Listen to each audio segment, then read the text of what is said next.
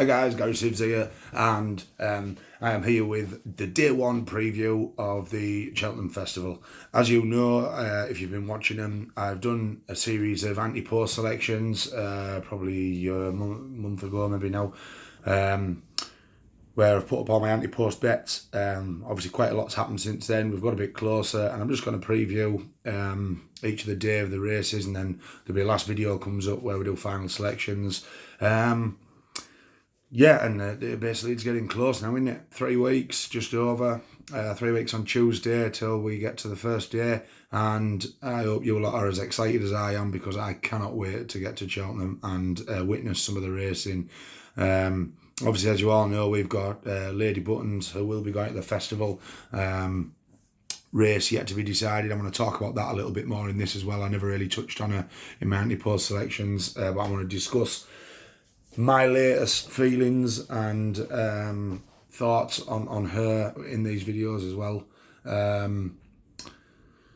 But yeah, so let's get cracking with day one. If you want to go back and look at the anti-posts, I will tell you in each of these races what I put up, what we're going into, the full depth as to why and everything. You'll have to go back and watch them videos if you want.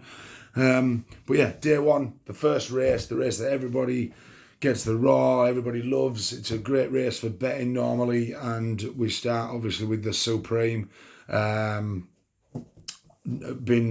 Been some absolutely cracking races over the years, and as much as I never backed him last year, Classical Dream was an absolute dream last year. It was a brilliant run. He looked like an absolute star in the making, and I really hope, for all the connections' sake, they can find out what's been going on. And there's obviously been something not right this year, and I know he's a little bit of a strange one in that he gets worked up before races. But I think give him a bit of time, and there is still plenty of ability there for this horse to be an absolute superstar in the making. And fingers crossed they can. We all, as national racing fans, you all hope that horses like that can go on and become what you all saw as a novice. And I hope once that horse gets a fence in front of him, I think he can turn into an absolutely outstanding chaser. So fingers crossed for him. This year we have got another star-studded lineup. Some absolute cracking horses in here. Some still, obviously, that we don't know whether they're going to end up in the Supreme and the Ballymore. I tipped up Asterion Phalange, which has worked out really well. At the time I tipped him up, he was 33-1. I've had bets on him both at 33s and 40s for this race. And he is still very much my solid contender for the race. I do think he'll go here. People say he maybe won't go here because of Shishkin being in the race. Different trainers. I think Shishkin will be in it because it'll be Nicky Henderson's main bat at the race. But I think Asterion Phalange will be Willie Mullins' main contender here. There are other good horses in there. I'm not going to go into whether we're going to see him in the Ballymore or the Supreme fully. Envoy Allen's in there. Probably not going to see him, but who knows? If Envoy Allen turns up here, then he will obviously be a massive danger. But I think the fact that he's actually 16-1 tells you a big story there. Sporting John, another one, looking really good. Could actually spoil my Ballymore anti-post selection. A horse that I really fancy is Time Hill, both from the same yard. If Sporting John goes to the Ballymore, I think that could push Time Hill to the Albert Bartlett, unfortunately. But yeah, if he turned up here, he'd be another one of interest. Not quite done the level of Shishkin and Asterion Phalange and Abracadabras, but a good horse that looks to be progressive and improving all the same. Captain Guinness, Chantry House, another couple of good horses. Now, the reason I'm sticking with Asterion Phalange, I've said to people on Twitter not to be jumping on the Shishkin train, hype train just yet. Now, I get people who want to back Shishkin. He has looked impressive, but he hasn't been as impressive as Asterion Phalange. He hasn't beaten the horses that Asterion Phalange has beaten. And that last race where Asterion Phalange in the now called Chanel Farmer Novices Hurdle, him an easy work, went an absolute gallop to start that race all the way around. They ran an absolute furious ride, furious pace, and for him to then quicken again at the end and leave them for dead was really, really impressive, and I think will work wonders going up that hill.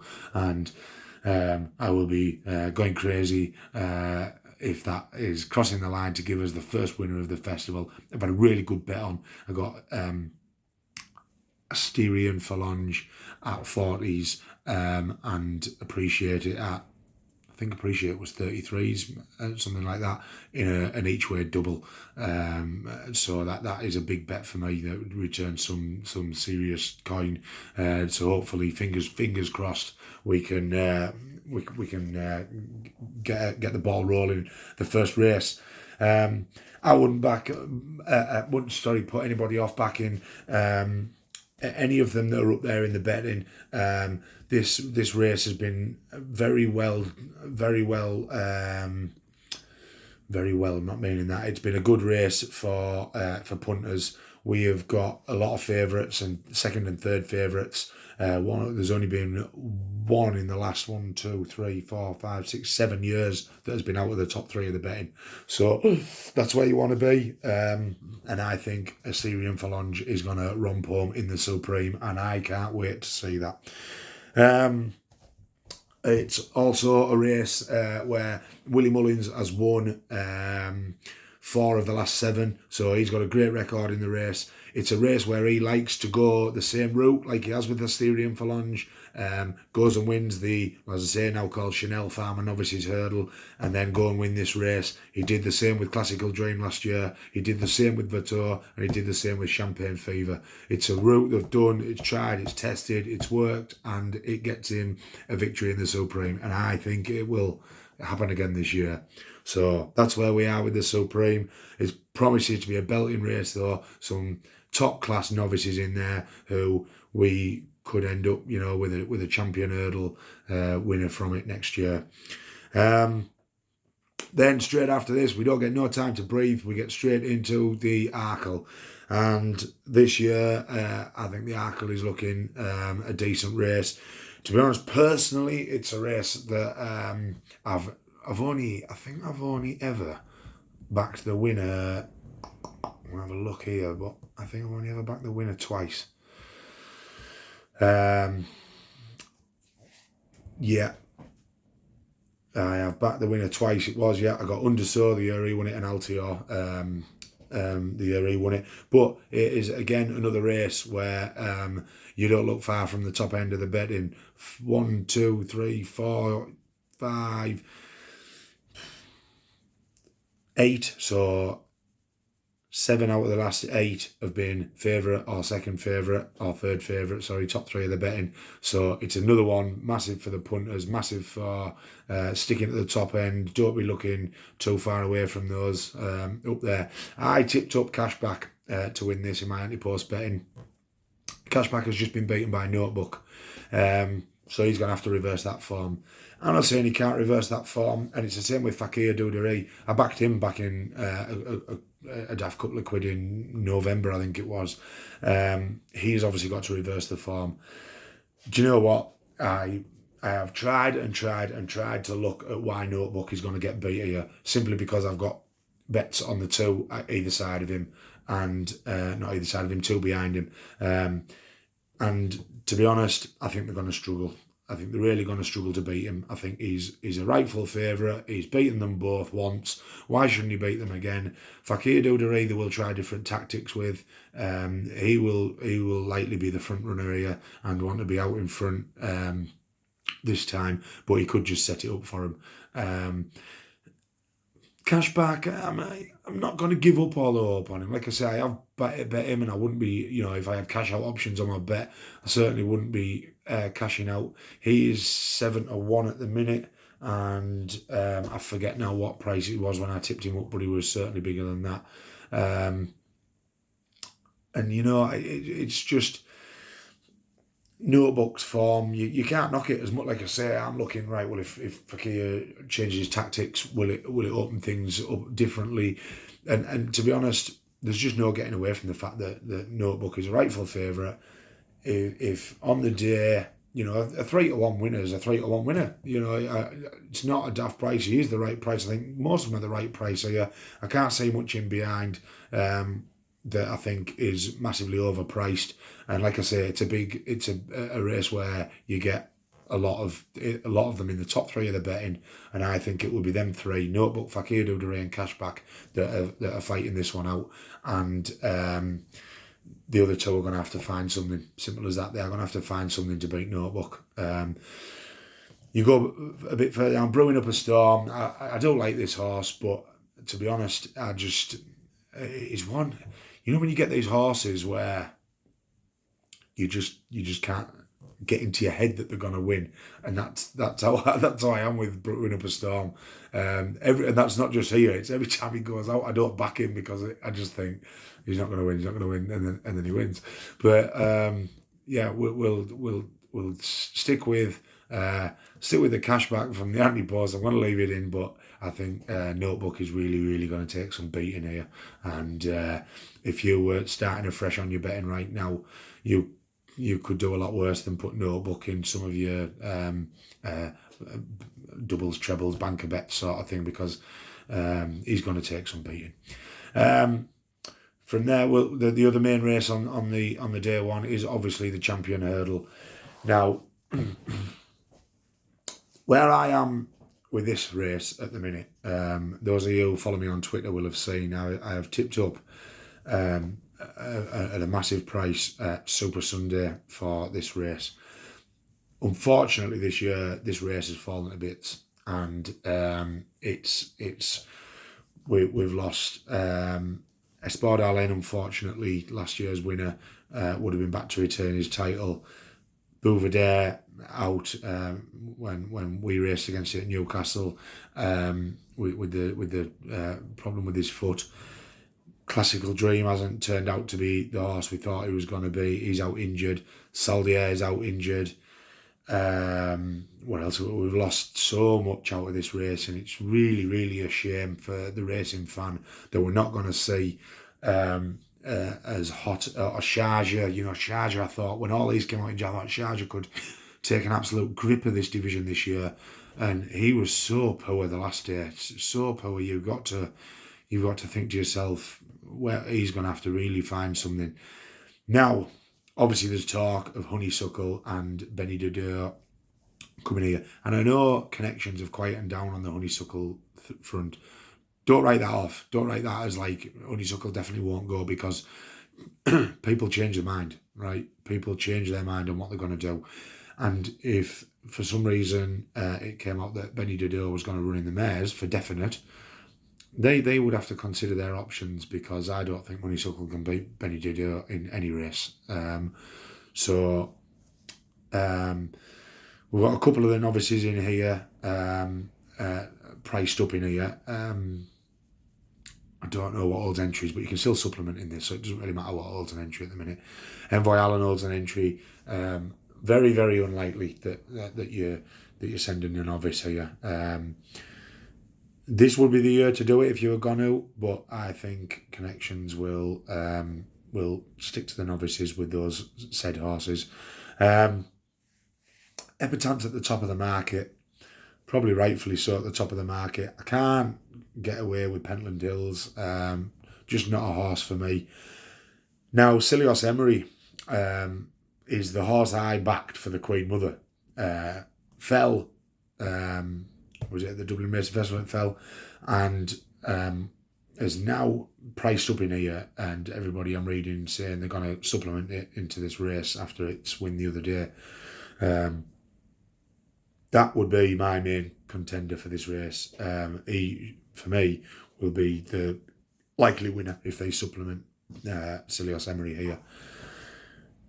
I was saying to my parents after looking at this that I was under the impression that Lady Button should have maybe been supplemented here. I think the race would be run right down her street.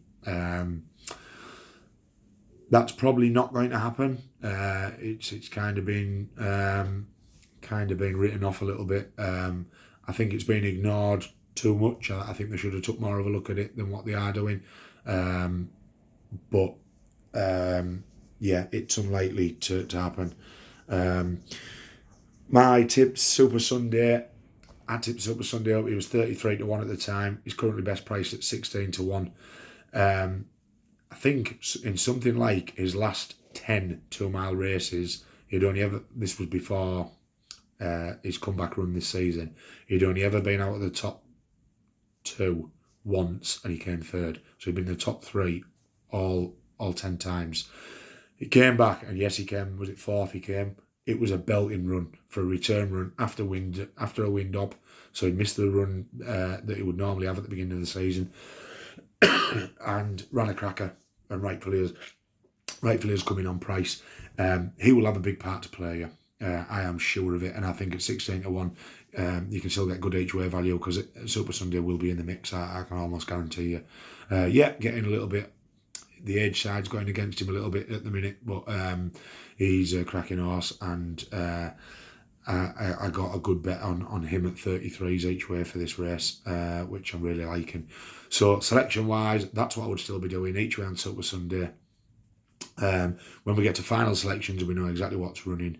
If Celios Emery is declared and Benny Didot is declared, then I'd probably be all over Benny Didot. But if Benny's not there, I'd be on Celios Emery. That's where I am with it. Yeah, and I just find it a real shame that we're missing so many of the real big stars out of this race this year. It's just the way it's gone. I'm now going to talk to you about the Mares Hurdle, which is where Lady Buttons currently holds an entry. She holds entries at the minute in the this race, the Mares, and the Champion Chase on the Wednesday. I last season made it fully known, our preview night, my mum and dad and everything, that I was fully under the impression that Lady Buttons should have gone to the Champion Chase last year, and I still think she should have. I still think she would have finished higher up than what she did in the Mares. And so far this year, I've been saying the same thing, that I think that's where she should go. But you know what? I've been having a bit of digging, a bit more looking, a bit deeper looking, and if we forget about the Champion Hurdle now, because we could put her in there, but it doesn't look likely. She's probably going to hold a better chance in this race in the Mares than a very hot Queen Mother this year. That Queen Mother is starting to look really, really talented.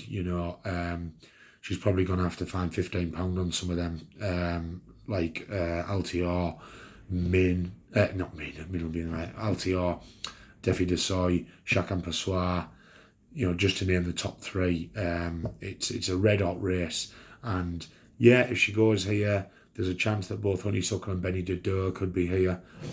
Do you know what? Other than that, there's not a lot in there that I don't think she can't beat. This race last year, she got positioned early on, really not where she wanted to be. Tactics went a bit wrong last year. She's not somebody who needs to be ridden at the back and can come late, and get a surging turn of foot. That's not her. If she can be ridden more prominent, if we get like a good front runner that she can sit in behind in 2nd, 3rd, 4th, will be up there with something that's going to go like the clappers out in front, hopefully. She is proving with age that she is maturing and getting further. There was a point a few years back where, she just never looked like she was going to get 2 mile 4. She does now. The downside for me is the 2 mile 4 at Cheltenham. I'm still not totally convinced she gets the hill. So that would be my worry. But if this was on a flat track, I think, even though Stormy Island and Roxana beat her in this last year, I think she can overturn those two horses. Definitely, I think she's a far better horse in my opinion. Lorena, Apples, Jade, they are what they are now. They're not the horses that the once looked like. The once were, not looked like, the once were. So yeah, and then there's horses in there, Indefatigable, that she's beaten before and stuff, when giving a lot of weight to them as well. So, at the it's going to be a tough call. It's going to have to be a tough call that's made later on. But yeah, if she goes here out, so I'll be betting. I would never bet her against her. But whatever race Benny Dido ends up in, she's very unlikely to be beaten by anything, and that would, for me, go even as far as the Stairs Hurdle. Paisley Park is a banker of the festival at the minute for me, but Benny Dido turned up there, she would be winning that as well, as far as I'm concerned. So that's where I am with the Mares Hurdle. Other quick touches of bets for you. The Close Brothers, I don't have much of a... there is a video where I put a tip up of Imperial Aura for that race. You can go back and watch that. I'm not going to get too much into it now, but I would still be back in Imperial Order, tipped up at 12s. I think it's about 7s or 8s now. But yeah, that's where I am with that. It doesn't look like a brilliant race, if I'm honest. The National Hunt Chase is another one where I have... oh no, I haven't made a selection on the National Hunt Chase. Wasn't in my anti-post bets. But I am on 2 for Gold in that race. Do you know what? You'll have to watch the videos. Can't remember if I tipped that up or not. But that's what I'm backing at the minute in that. The handicaps for me are not something that I've done massive delving into in terms of the horses and everything. So it'll just depend on the day, probably what I fancy. The Ultima, I would probably be backing either OK Corral or Any Second Now in that one. Again, that's the just selections for me that I've picked out at brief looks. Not had masses of detailed looks into it. So we've done the Supreme, the Arkle, and the Champion Hurdle on day one. We've got the Ultima. I've spoke about the Mares, and then we've got the Close Brothers and the National Hunt Chase to finish off. It is looking like a brilliant day one festival. Those 3 main races are looking really close. There's nothing in there for me that's like an absolute banker. They've all got close competition. It's as simple as that. But as far as day one goes, my nap would be Asterion Phalange. It's a hot race. There's some good horses in there. But Willie Mullins has a great record in the race. He fits the bill. He fits all the stats. He's the right age. He's the right rating. He fits everything that wins this race down the line over the years. And like I say, it's proven, tested route to the festival for Willie Mullins. He's done it with great horses before. And I think he will be doing it again on day one. Asterion Phalange, get your money on. I will be back probably tomorrow now with day 2 preview and 3 weeks. Can't wait. If you're on, good luck. Thanks for watching. Speak to you on the comments if you want. Always open to talk to people. Good to hear off you. And get the video shared about if you want. Cheers.